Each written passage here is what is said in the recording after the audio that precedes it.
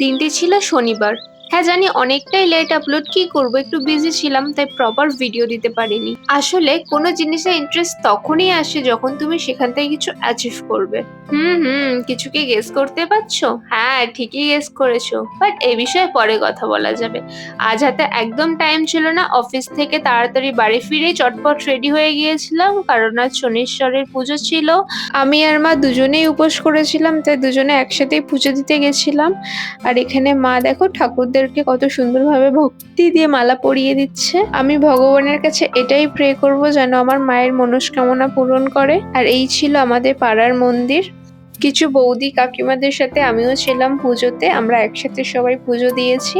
আমাকে অনেকেই বলে এত উপোস করে কি হবে? উপোসটা আমি কিছু পাওয়ার জন্য করি না, এটা আমার মন থেকে আসে, আমার ভালো লাগে তাই করি। আর এখানে কিছু পিসেস ছিল যেগুলো আমি এখন টেলারের কাছে নিয়ে যাব, তাই রেডি হয়ে গেছিলাম। আর রকির সাথে আমার 2 মাস পর দেখা হয়েছে, ও আমার উপর অনেকটাই রেগেছিল।